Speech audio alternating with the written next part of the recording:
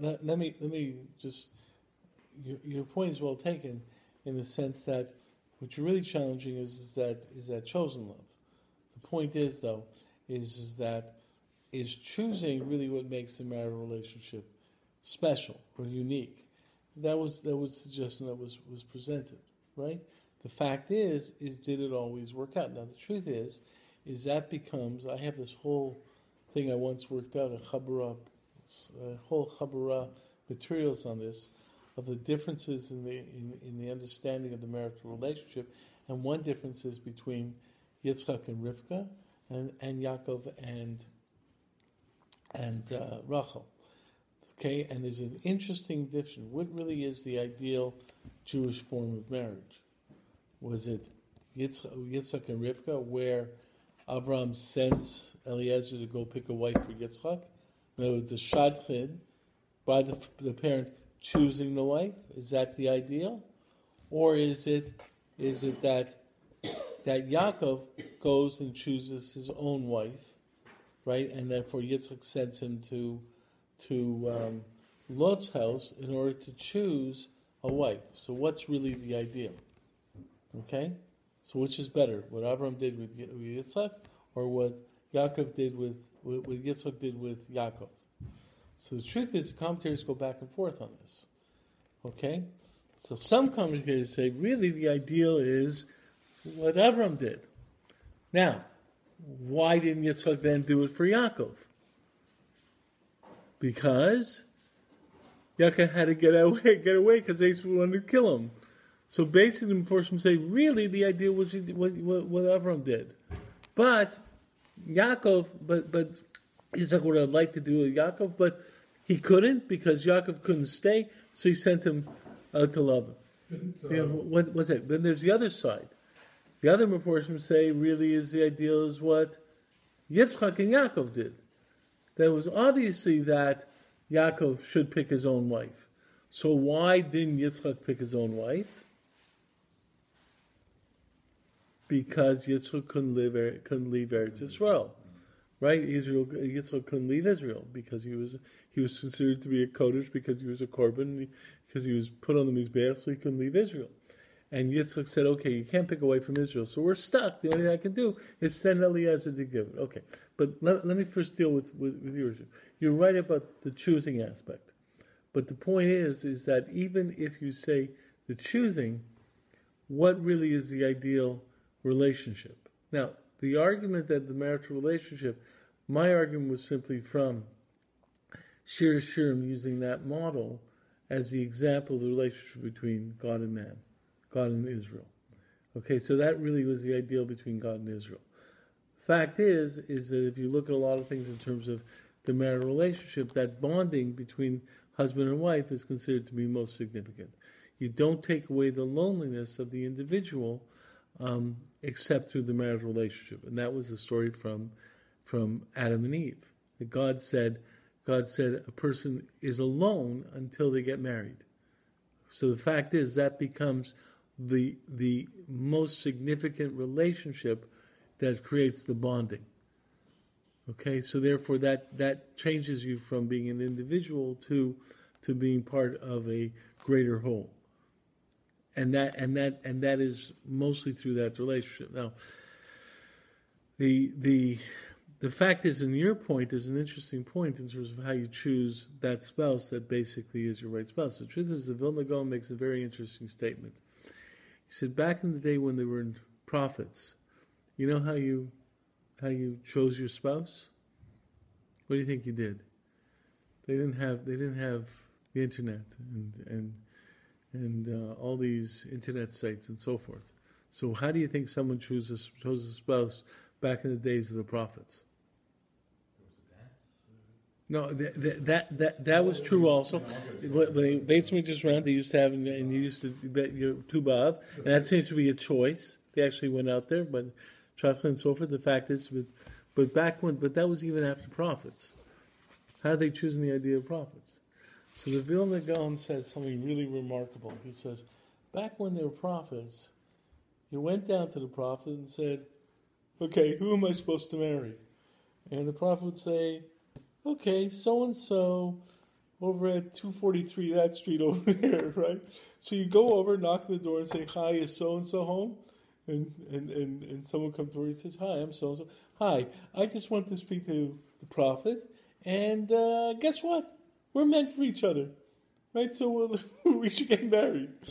And the idea being is the prophet knowing, like the Gemara about two that it's two souls split in half. So he knew, and this was going to be a good marriage. Why? Because he hit it on, right? So the point is that's what the Gaon says. Now that we don't have prophets, we're stuck, and we have to work hard on shidduchs. So that's and the way the Gaon writes it is that's one of the great loss of not having prophets. You don't have any problems choosing your spouse. Okay, but the fact is that also doesn't seem to come from the choice. But and by the way, this idea of prophecy, it's interesting because that ties into the story with Eliezer and Yitzchak. How did Eliezer pick Rivka? So he says whoever comes out and wants to feed, the camels before me, I know this reference. A lot of people say it's rational. I want someone who's kind-hearted and so forth and so forth. Other people say it seems to be that he was trying to hope and say, "Show me a sign, God, because I can't do this on my own."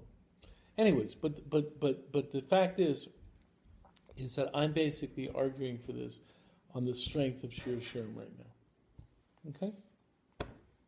Okay. So now let's try and see a little bit more, or try and get a little bit more into this. So I've already sort of dropped a few ideas that love is obviously a bonding between humanity. And there's some aspect of bonding and so forth and so forth. And it's a bonding with God, it's bonding with humanity and so forth. So the real question has to be, what is love? And the real question is, and that leads to a question of the ethical golden rule, love your neighbor as yourself. Why is that the ethical golden rule? Or if you want to put it, why is ethics usually tied to an idea of selflessness? Okay, let's start with that question. Why is it considered to be ethical, to say, I will help my neighbor? Right? Why is that the basis of ethics? Where do we get that value from? The idea that helping your neighbor is an ethical ideal. Right? Why? I mean, the fact is if you look at, let's say, in Pirkei Avos, where you have the idea of what's mine is mine and what's yours is yours, which is considered to be either the average person or to be midat stom, to be the attribute of the people of stom, the fact is that one of the reasons stom is considered to be so evil is because that attribute was worked into their ethical system in their city. Okay? They didn't steal anyone. If you stolen stom, you'd be punished. But the essence of stom was, it's yours is yours and what's mine is mine. And that people really think it's ethics. As long as I don't hurt the other, I can take care of myself, take care of mine. That's what really is ethical. I take care of mine, and I don't hurt anyone else. The idea of loving your neighbor as yourself basically says, no, that's not enough. You have an obligation, you have an ethical idea of helping the other. Okay, it's not enough just to take care of yourself and not hurt another. It's the idea of helping the other. Okay, now why is helping the other to be the ethical ideal? Where do we get that from? The idea of God always helping. So what you're saying is it's imitatio Dei. It's the idea of imitating God. Okay? This really leads to an idea of what is really ethics. Ethics would seem to be the imitation of God. Now this is an interesting aspect where I saw this argument also presented in the name of Yaakov Weinberg, who's a former Rosh Yeshiva of Baltimore. Rav Yaakov Weinberg was the brother of Noach Weinberg, who founded Eish Torah, and more people know Rav Noach as, in terms of being more famous. But Rav Yaakov Weinberg was really a remarkable scholar, and he was Rosh Yeshiva of Baltimore. And Rav Yaakov basically says, what is ethics? So you have this aspect of atheism, so forth. An atheist says they can be ethical. And people say, no, you can't be ethical unless you're... Why? Because we can only derive ethics from a divine statement of ethics. How do we know that it's ethical? Because God said it. So, who said it? So just because God says it, why does that make it ethical? Why does it bring out that emotion of ethics? So Rav Yaakov points out that really ethics is based upon our understanding of God. God, many people make mistakes about understanding the nature of God. God is not absent any characteristic. He's not absent, I don't want to use the word personality, but he's not absent a being, right? He's not like a blank wall. We talk about God. God does have an essence. In fact, that's one of the reasons we talk in terms of his name, and his name is so significant. Because the name is individuality, personality, and so forth. It's an idea that it's God. God is like a generic term. But the truth of the matter is that to us, God is actually a specific being, which we then can't define or understand, but in terms of that being. And in that being, while the Rambam says we can't describe it in positive characteristics, we have to try and understand it. So we use negatives, what he's not, and so we have to understand that there's some aspect of who this being is, and this being is the ideal for us. Ethics is our attempt to emulate God. And God, from a Jewish perspective, is a Tov v'Ameitiv. He is good, and he is inherently good, and the giver of good. So God's relationship with humanity is totally giving, right? Because God has no interests, right? God has no needs. Therefore, God is totally given. So if you want to talk about emulating God, you're talking about giving, right? Okay, so that seems to be a pretty strong idea of the divine aspect of ethics. Okay, now, this is clearly a concept within Christianity. Okay, because basically, much of what they talk about is emulating the deity, specifically emulating the concept of Jesus. Now, what really points out someone to be a giving person? Well, you want to be giving and so forth and so forth. But then Christianity took it further, right? By creating a concept of the deity being human, you therefore can also create the deity suffering to give. The deity suffering to assist others, right? So therefore what you have is a model of me totally ignoring myself, even causing pain to myself in the giving of others, right? So therefore you have ideas that if I really want to give, I really want to, if I want to emulate the deity in Christianity, you really want to ignore yourself, okay? Because that's the ultimate thing, and that really is what Jesus did, and therefore you really ignore yourself, and so forth. So the point is but the idea being that the essence of ethics comes from giving, right? Okay. Now, in Judaism, we also understand the deity as giving. That's Tov v'Ameitiv. God is good and gives good and so forth. But he gives good, okay? And therefore we should try and help others. But the deity, HaKadosh Baruch Hu, has no needs. He can be totally giving because he doesn't need, right? So this is something that you find developed. I saw it developed in what was considered to be an introduction to a work that's called Shari Yosher by Rav Shimon Shkop, who was a leading rabbi before the Second World War. Rav Shimon Shkop points out the fact is that you have to understand something, though, that there's a difference between the human being and God. God doesn't give, but he doesn't have any needs. So the truth of the matter is his giving to be totally 100% giving. Okay? So he brings a medrash that God says you should be somewhat restrained and somewhat restrained, like the actions of precious and in terms of being holy, in terms of kadoshim tiyu. He points out, like people say kadoshim tiyu, being holy means be somewhat removed from things, not take every pleasure, even if the pleasure is halakhically permitted. But what he says is that this idea is you have to understand that the Medrash then says, but always recognize that the holiness of God is always beyond the holiness of the human being. So even though the human being has an aspect of holiness in terms of giving and caring, you have to understand that God is beyond you and you can't totally emulate God. And the person who totally emulates God by being totally giving, even at the expense of himself, you're missing the point. Why? Because God doesn't have any needs. And you're not allowed to. But the fact is you're not allowed to, because the truth is you aren't God.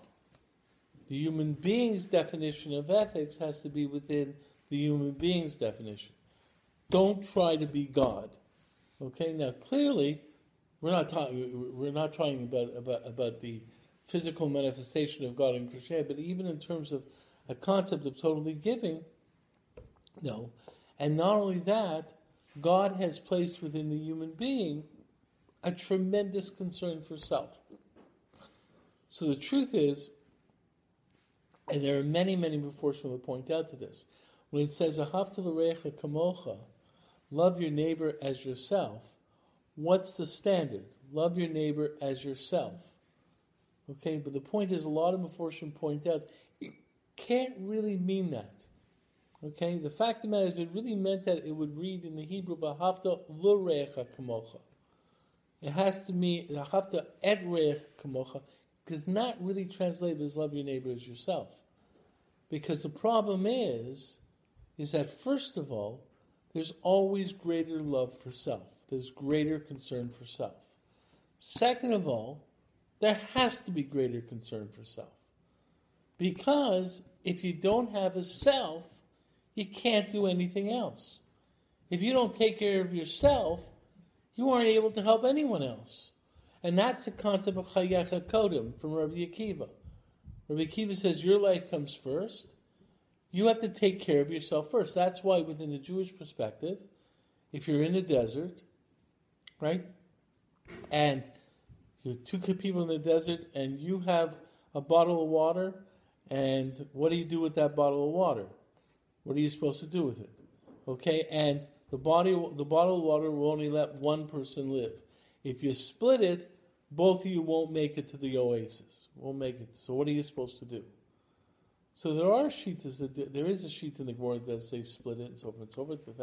But the fact is, Rabbi Akiva says emphatically, Chayecha Kodem. It's your bottle of water. You have to drink it. Your life comes first. Okay? Even though it will mean the other person will die. Why? Because you can't help another unless you're around first. God can always help the other because God has no needs. You, though, have to take care of yourself to make you even able to help others. In Christianity, you would not have that answer. No, the fact of the matter is the answer within Christianity is not that.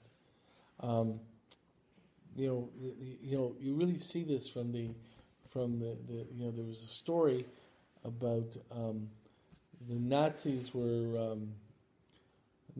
some Poles were going to kill some Poles during the war, and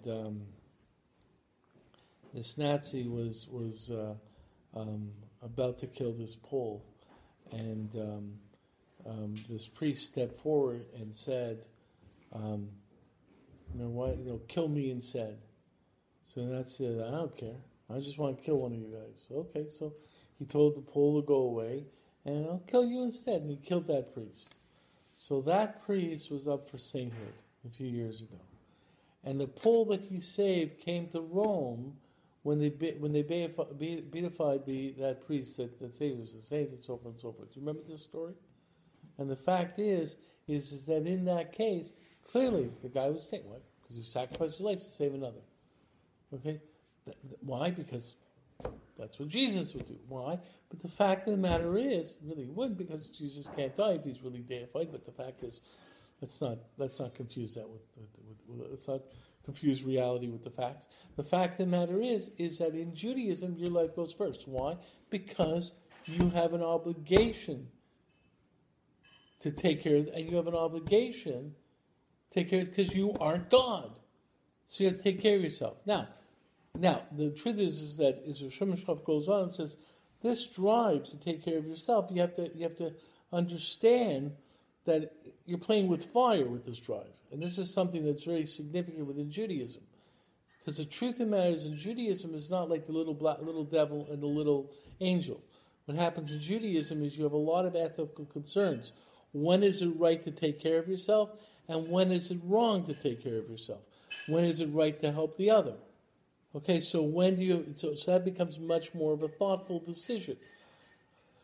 When do I need this? When do I give it? How do I make that decision? And so forth and so forth. That's why Judaism, they're both values, but there is a value in taking care of yourself.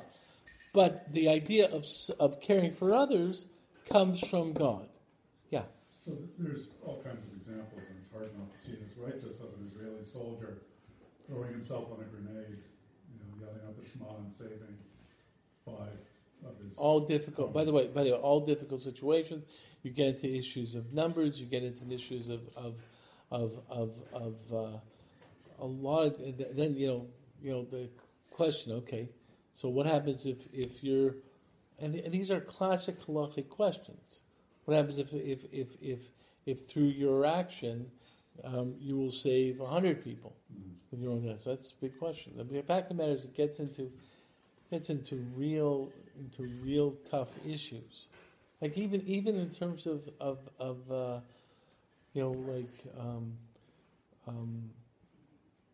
firefighter going into a burning building, attempting to sacrifice his life. How can you do that? How can you not do it? The fact of it is, you get into statistics. Can you do this or not? This became a big question with live organ transplants. A person gives up a kidney to help himself out. Can you even do that? Are you putting yourself at risk? What's the risk? Okay? At certain percentage, you can't do it. At certain percentage, you can. Certain percentage, maybe you should do it. I mean, the fact is, it gets into real tough decisions. And a lot of times it has a lot to do with your own personality. The fact of the matter is, it has a lot to do with who you are as well.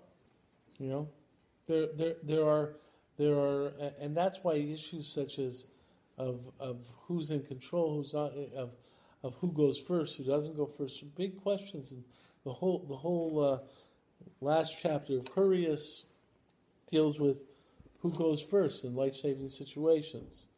Like in this situation, that situation. Okay, who gets to go into the bunker?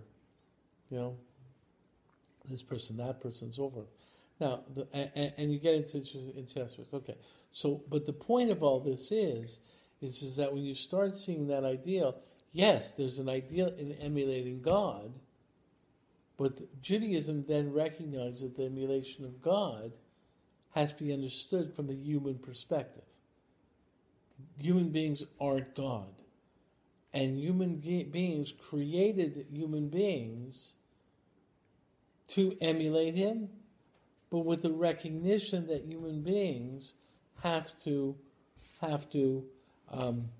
meet the standards of this type of emulating, which includes a certain concern for self. If you aren't around, you can't help another. There's some fascinating questions on this. Like, for example, there's a halacha that says you can't give more than 20% for tzedakah. Right? You can't give more than 20% for tzedakah. Why? Because you should not put yourself in a situation. If you start giving away all your money, you might be putting yourself in a situation where you need tzedakah. So we have a fixed rule of 20%. Now, then comes an interesting question. Okay, can Bill Gates or Warren Buffett give more than 20% away for tzedakah? Okay? Assuming they're bound by the Jewish definition of 20%. So what do you think? Could Warren Buffett give away more than 20% for stock? Yes. So the truth of the matter is that it's actually a disagreement among the deciders of Jewish law. Some basically say, no, it's 20%. That's it. Can't do more than 20%. Others, and I believe one of the people who says it's okay, is Moshe Feinstein. He says, wait a second, it gets to a point where, Warren gives 30%, it's not going to be a problem. So the point is but that gets into this type of issue. Okay. So the point is that it's important to understand this distinction of understanding the value of caring for others comes from God, okay? But it's understandable that you can't totally emulate God because you also have needs. So it becomes this balancing of your needs and so forth with the recognition that you taking care of your needs is part of your obligation. Okay, so what does all this have to do with love? Okay? Because right now I'm talking about caring. Okay, so there's another aspect to why we care for others. What's that aspect? Okay. And this also, Rav Shimon Shkop points out. But I remember when I first heard this concept, it was from someone many, many years ago when I was in yeshiva. And at first I said, whoa, that's weird. I said, no, it can't be, and so forth. See, why do you give to another? There's something to do with what Michael said before in terms of parenting. Okay? Why do you give to another? Well, one aspect is the idea of self and selflessness. Right? When I give to this person, I'm taking for myself and giving to the other. Right? So really you see a tension of self-interest and selflessness. What's the other reason you give to another? You feel good. You feel good. You're right. You feel good. That's an aspect of it. But why do you give to your kids? Do you think you're giving to another when you give to your kids? No, you're right. It's part of you. It's part of you. So the point is that there's another interesting aspect to this whole point. Is that this creation of ours, of humanity, how do you understand this creation? Is it creation of individuals, or is it creation of a whole that we perceive as divided, but really we're all part of one whole? Okay?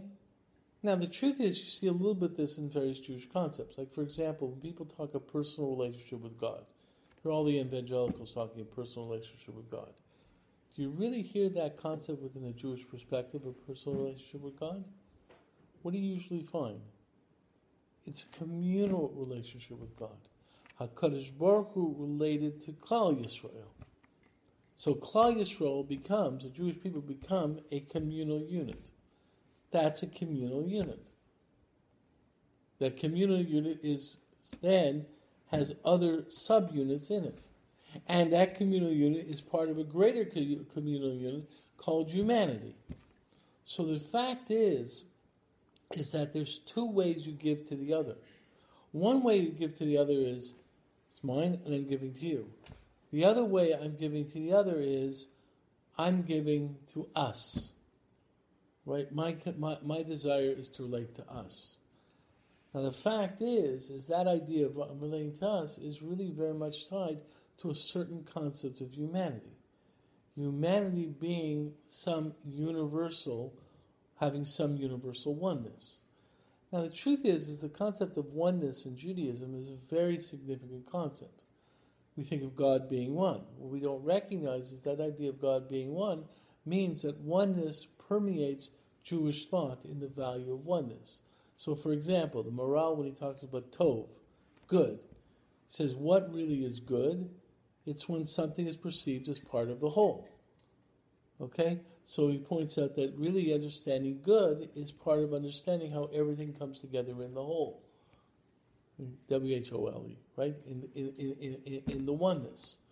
The fact is the ultimate perception of universality is a oneness of humanity. The only difference is within Judaism, and this is something that many people don't understand about the oneness of God. the greatness of the oneness of God, even though it's a simple oneness and it's a pure oneness, is the fact that that oneness comes out of such, when you put it through the prism of this world, comes out of such diversity. So when we talk about even evil being created from God, right? Okay, that when we talk about all these issues, we're really saying, you know something? God's oneness, it's not like a simple oneness. A lot of people try to say oneness. It's like you see the whole possibility. You see the world as it is, and then people look at the world. It always gets me this argument, like, this belief in God, and so we look at the world and say,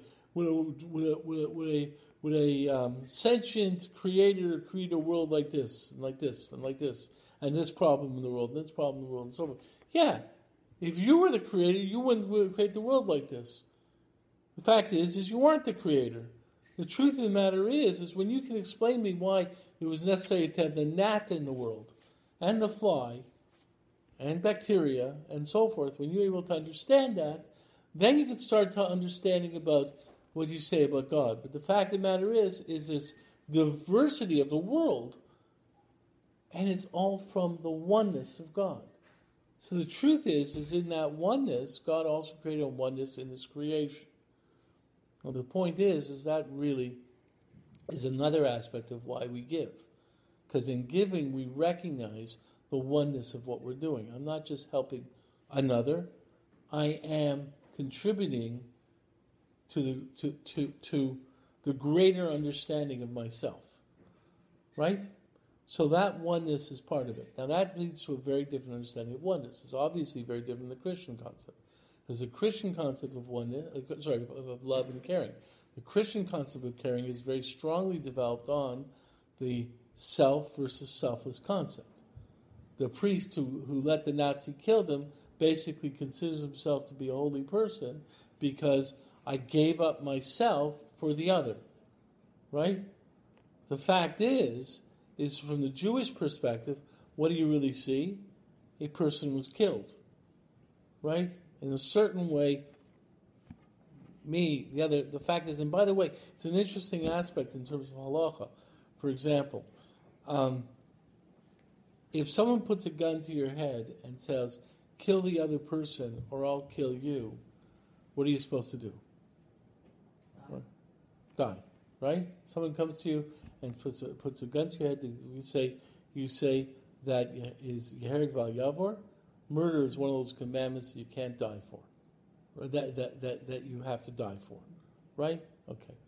What happens if someone says, listen, I'd like to take your body and throw it onto that month-old baby over there and kill that month-old baby with your body? Okay? What are you supposed to do? Can't run. That's what you're supposed to do, run away, right? Okay, but what do you think? So Tosfos points out, in that case, you let the guy throw you onto the baby. Why? Why? Because you're not doing the act of murder. So in the case of not killing the other, it's actually from logic. The argument is, why is your life more valuable than his or hers? The fact is, if someone says, kill that person, I'll kill you, the answer is, well, why is your life more valuable than another person? You see, the fact is it's two human beings, right? Okay, so why is your life more valuable than the other? But when the person says, I'm going to use you as an object, then the question, you're not going to be doing the action, so then the question becomes a little bit different. Why is the other person's life more significant than yours? Right? Again, the equality of human beings. Okay, so in a situation where you're called upon to act, okay, you can act to make that decision that puts your life ahead of another. But if you are called upon to be the object, then you're not called upon to make the decision. Well, who says the other person's life is more important than yours? So there's a certain equality of human beings. Now, that really creates an understanding of the connection between human beings, in the sense that human beings really are all part of a collection of the whole on a certain level. Because God gave us obligations, we have individual responsibilities with this whole, right? if I'm supposed, it's like if my job is to do A, right, I have to do A, right? If my job on the ship is to do A, that's my job. If I go do B, I left my job. So the fact is my responsibility, first of all, is 20 years, but that's understanding the collective. So the point is caring for others comes from an idea of I should care for others. I have that sense of caring. It's also I should care for the collective. My bonding with others, my perception of myself as part of others, within the context of also caring for myself because I have responsibilities. God has given responsibilities to me, which I have to be aware of. Now, taking all this together, you now understand a little bit what love is about. Love is that feeling of connection to others. It's not just caring for another, which would be a Christian concept of love. I care for another, and I'm irrelevant. The fact is, it's really caring. Okay, it's really that feeling of bonding with the other.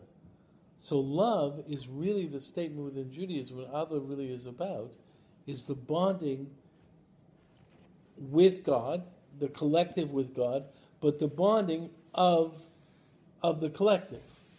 It's the attraction between the atoms of humanity. Okay? Now, if you understand that, you understand what love really is about, is a bonding. Okay? It really is a connection of a bonding. It's not a statement that says, I'm going to place you above me. It's not a statement of, I'm caring at the expense of me. It's a statement of bonding. And that really explains, from a Jewish perspective, the sexual drive. Because the sexual drive is the physical manifestation of that bonding. Now, and that's a powerful statement, in the sense that what you're really talking about is a certain aspect of bonding. Now, I can make some interesting concepts on this, but the fact is, there's for example, there's an interesting statement that, Steve Greenberg didn't know what Rav Elyashiv was saying to him, but I think I understood what Rav Elyashiv was saying to him. Steve Greenberg is this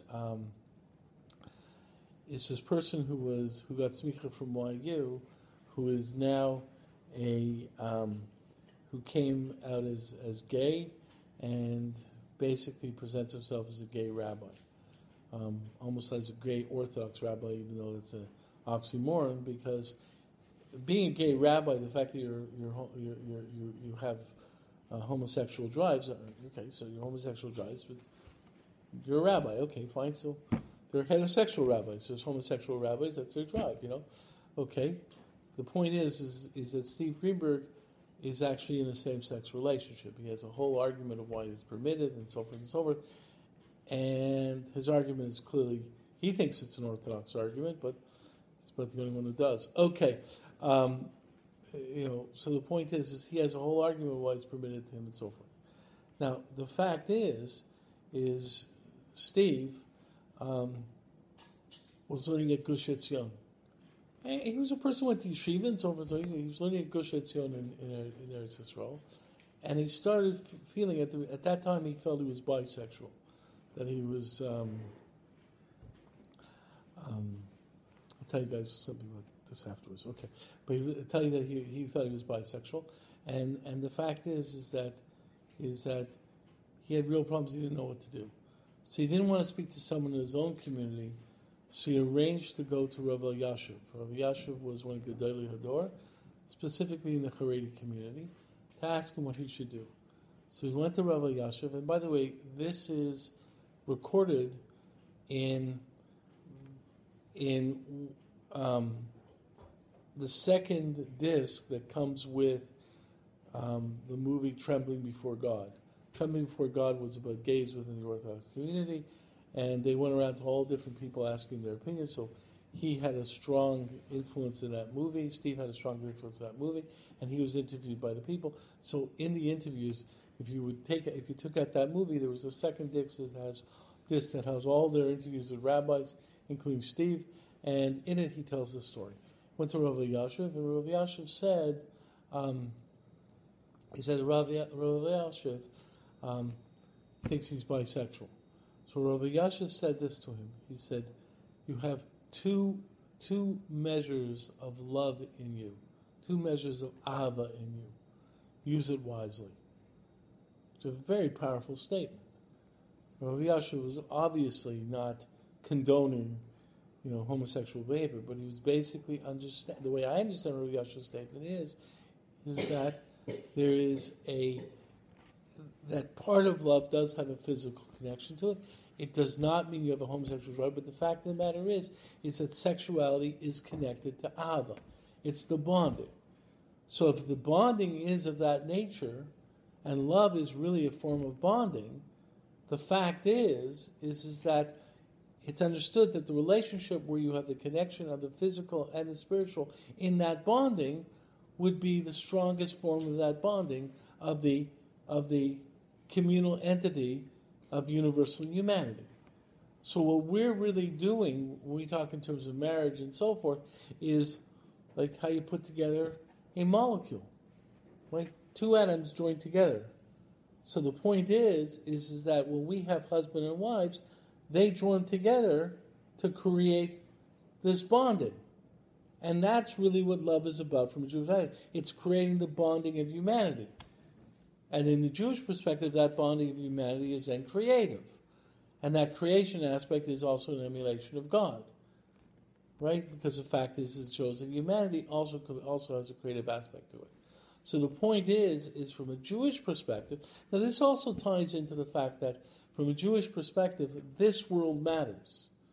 From a Christian perspective, it's all about the next world. This world doesn't matter. But this world matters. So all these values make sense within this world. We bond together, we are to bond together to create a communal bonding. And then when we do that in molecules, family, husband, wife, family, community, nation, universal humanity. And there's a bonding there. But the strongest bonding is that bonding of husband and wife, which also has a physical aspect to it. In terms of that drive of bonding, which is what the sexual drive is. So from a Jewish perspective, the sexual drive is that drive of bonding. So of course it's not about selfless and selfishness. It's about the bonding of people. And the relationship of love is about the bonding of people. It's not just about, I'm selfless to you. It's about the bonding of people. It's the bonding of the family. As families develop, you always talk about those basketball stars. When they get that first contract, the first thing they want to do is go buy their mama a house, right? Because their mama sacrificed so much for them to become a basketball star. That's a wonderful statement. That shows that there's a bonding and a caring for each other. And that's what develops from it. That's why in Jewish concepts, like for example, tzedakah begins with family, right? Because of that bonding between people. So anyway, so that really is an understanding of a Jewish aspect of love, as distinct from a Christian aspect, and in many ways is distinct from a Western aspect, because the Western aspect gets so caught up on certain aspects. I mean, they always use these languages. They also see these ideas of bonding and so forth because they see sexuality as bonding, but they don't understand the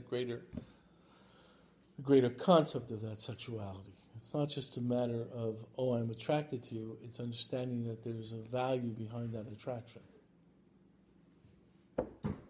Questions? No comments? Well, it seems the thing that really occurs to me is that the relationship between Israel and Hashem is the husband and wife relationship is in the metaphor of Right. Song of Songs. And other nations in history have tried to define themselves as a replicate of that, or as a replacement of that, I should say, with the divine right of kings and with looking at themselves as being the new Israel. Right. But in the absence of that, and especially in the absence of beyond the tribal and beyond the family and grouping the homogeneity of standard nations, it seems that the modern concept of nations is completely unstable and won't survive. Right, right. There doesn't seem to be any real bond. Right, because the fact is that I have an article coming out hopefully on United with Israel, with the problem of nations. The fact is that Christianity cannot accept the concept of nations, because Christianity is all about the individual. All ethics within Christianity is individual. There's no concept of nations, because Christianity does not accept the concept of, or especially early Christianity, did not accept the concept of subgroupings within humanity. That's why the family was challenged by certain Christian concepts. The family was significant. So once they abandoned the idea of trying to right. replace Israel, they were left with defining nationhood on the basis of hatred of the other. Right, but the fact is because it was no longer nationhood, because Israel is no longer about nation, it was about who the believers are, who not believers, but it's also tied to the fact that this world is absolutely relevant to it. But the fact is that what you're talking about is the same way with family. If you're really talking about creating a holes, you make a table. You don't just put wood together and poof, it's a table. You have to have a construct, has to work it out, and so forth and so forth. The Jewish concept is very interesting in terms of the Jewish concept of love. Like, for example, in the incest laws, I forget which one, I think it's by sister, it says, I think it is by sister, it says chesed he. That the act of incestual relationship with your sister is chesed he. Now the question is, it's a chesed? Well, why is sleeping with your sister a chesed? So why is the word chesed used there? So, loving kindness. Okay, so one answer is very specific to sisterhood. That originally, when Adam had Cain and Abel, there was a question of who Cain and Abel were even going to sleep with in order to have kids, right? Okay, because everyone that they had, now they were born with sisters, but everyone anyone they could have a child with was incestual. So the theory is basically maybe they'd have to sleep with Eve, right? Mm-hmm. So God basically said, you know something, you're not sleeping with your mother, which really, no one liked that idea. So he says, you can sleep with your sisters for a little time. So because that's chesed. So God did a chesed to Cain and Abel, right, permitting them to have relations with their sisters for the progeny of humanity. So there were certain situations, and that's why the word chesed is used, is God extended a certain act of kindness to let humanity grow because there was no one else they could sleep with. Okay. Another understanding of chesed is that, you know something? It is loving kindness. It is an aspect of caring. It's an aspect of bonding. But it's improper bonding, right? We're not saying that the truth of the matter is this is improper bonding. Okay, there's proper bonding. You put a hydrogen and oxygen together, you get water in a certain condition, so on and so forth. Okay, if you take two other elements, put them together, they blow up. Why? Because it's improper bonding. It's not just a matter of saying any type of bonding is good, which is our world today. Any type of love is good, any type of connection. No, wait a second. There's certain structure to how you can create a society and bonding. So Judaism, but it's very much tied to our concept that this world has values. And therefore love is very much concept. So the truth of the matter is Judaism did not have a problem with sexuality because sexuality basically reflected the bonding between people and the physical aspect of that bonding that also had a spiritual aspect in love. It's actually required to emulate God because that's the only way you're supposed to. That's the only way you can procreate. Right? Well, that's true, but when you start getting into the physical in terms of emulating God, it's a little bit of a problem. But the fact of the matter is that we have to understand we have to emulate God as human beings, which involves our structure as human beings. And that's the first thing I said. The fact of the matter is that ethics for the human being is different than the ethics of God, because the fact is we're not God. So God did this. Good, it's emulating, but we have to recognize that I can't do that. God split the sea. I emulate God, but I can't split seas. But it becomes a much more. But the concept of love as bonding is very significant in Judaism, and it's a bonding of humanity, and then that loving comes from the marital union being the strongest form of bonding, and it continues on through family and so forth and so forth. And that's why in Judaism, tzedakah begins in the family, right? In Christianity, it doesn't. Because Christianity basically says if you're giving charity to your family, you're getting something out of it because you care about them. If you give charity to some stranger, that's real charity. Yeah, it's a real expression of selflessness. But the truth of the matter is it's not necessarily the best expression of bonding. The reason you have feeling for others is because God is telling you to bond that way. Does that mean you don't have any connection to others? No, you have connection to others. But the reason you're more bonded to family and to community is because, and by the way, the rabbis in town wrote a letter, I think a few years ago, about charity in Toronto. They said, listen, we know you're being approached by a lot of people, and even in Israel and so forth and so forth. But your community comes first. So we're saying, make sure the schools in this community are taken care of before you start giving to schools other places. Because the fact is you have communal responsibilities. We're bonding to the great community. And that starts with a recognition of marital love that's really about bonding. It's not about selflessness. It's about bonding. Even though that has an aspect of God, because the truth of the matter is Hashem really is an aspect that we are bonding with God, and that bonding really is in terms of communal nation. It also is an aspect of our own individuality. Is also, and there's also universal. The fact of the matter is that there is an ideal of humanity, right? And when Shlomo Melech said, "Yikrei Beitcha Beit," what is it? Beitcha Beit. Oh, by the Beis Hamikdash, it'll be a house for all nations. That it will be a place where we will bond with all nations. The fact of the matter is that Jerusalem is considered to be the center of the universe. And the Beis Hamikdash is where we have that umbilical cord with the Kodesh Baruch Hu, or bonding with the Kodesh Baruch Hu. Okay? Thank you. I hope you enjoyed it.